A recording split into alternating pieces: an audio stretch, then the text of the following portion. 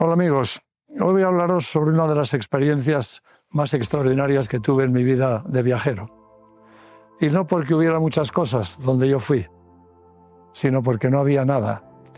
Me estoy refiriendo al Sáhara, el mayor desierto del mundo, que se extiende, como sabéis, desde las estribaciones del Atlas hasta el Mar Rojo. Ahí están implicados muchísimos países: Marruecos, Túnez, Argelia, la antigua Libia, Egipto, en fin, mucha tierra. Y yo tenía, y creo que la mayoría de vosotros tendréis también, una idea muy equivocada. La mayor parte del desierto es territorio desolado, pobre, plano, tierra, piedras, alguna hierba mínima ocasional que nadie entiende qué hace allí. Y solo en el Sáhara hay estas dunas maravillosas en una parte de él, y esto se explica geológicamente porque las montañas que lo rodean, las estribaciones del Atlas, son de piedra blanda, una piedra rojiza, que los elementos, la lluvia, sobre todo el viento, han ido desmenuzando, y estas arenas las arrastraba el viento hasta que tropezaban con algún accidente geográfico. Colinas, elevaciones, las iban cubriendo, y sobre estas pequeñas dunas se iba acumulando más arena, hasta formar grandes dunas. Entonces no olvidéis que debajo de las arenas no solamente hay colinas, hay piedras.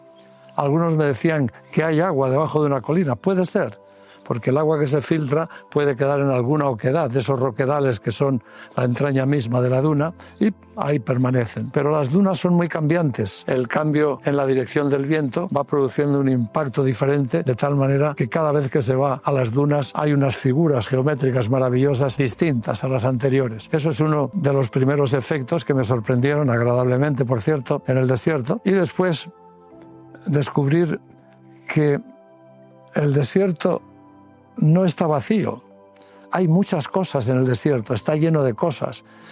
Por ejemplo, el otro día en esta visita al Sáhara descubrimos una enorme jaima donde vive una señora con un niño, quizá tuviera al marido trabajando por allí. Tienen cabras, suelen tener camellos, viven de su leche, de lo que les dan los turistas, y viven en unas jaimas que son como unas grandes tiendas de campaña hechas con pelo de camello, y por dentro son muy acogedoras. Tienen el techo alto, tienen unas cositas mínimas para vivir, y ahí pasan su vida. Y me llamó la atención que esta mujer que nos atendió no dijo ni una sola palabra, a pesar de que nos acompañaba un marroquí que hablaba perfectamente el idioma.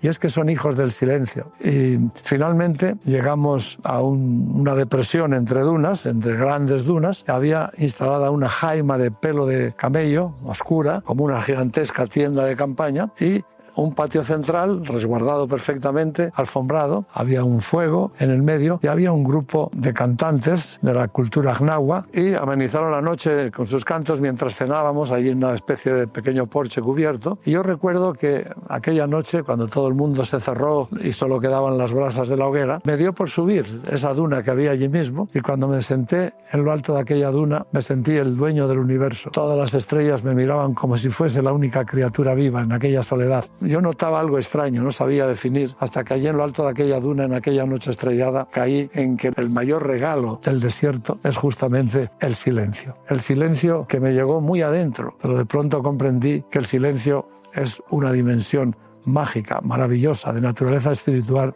que trasciende todo lo humano y todo lo conocido. Y entonces caí en la cuenta de que todos los místicos habían meditado siempre en el desierto. Jesús se fue 3 años al Sinaí.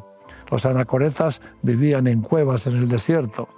Y así veríamos cómo en todas las civilizaciones los místicos siempre han buscado la soledad del desierto para sus meditaciones. Fue una experiencia muy difícil de describir porque eran sentimientos lo que me inundaba, no cosas que ves y cuentas, sino sentimientos muy difíciles de transmitir. Es como que descubrí una dimensión de la vida en la que prácticamente todos los sentidos estaban en suspenso. Y he de añadir, en este desierto del Sáhara hay ríos que lo cruzan, ríos que bajan desde el Atlas, particularmente el río Dades, el río Todra, el río Zizi. Son ríos que forman o encuentran camino en profundas gargantas de una belleza inimaginable, de las que hablaremos próximamente porque vale la pena detallarlas, y que van juntando sus aguas hasta que remansan en Ouarzazate, donde hay una especie de inmenso lago. Y Ouarzazate, esta ciudad del desierto, que tiene un aspecto distinto al marroquí, y ahí están los mayores estudios cinematográficos del mundo, donde se han hecho casi todas las películas del desierto, las grandes producciones, todas se han hecho en Ouarzazate. Por hoy creo que lo voy a dejar aquí con harto pesar, y no sin animaros a que, si tenéis alguna oportunidad, no dejéis de visitar este desierto, el Sáhara, y incluso me atrevo a recomendaros los hoteles Xaluca, con X, la mitad de cuya propiedad es española, de Luis, en catalán, muy agradable. Son hoteles extraordinarios, hechos y pensados para la aventura del desierto. Tienen todo lo que podáis imaginar y muchas sorpresas que os iré contando próximamente.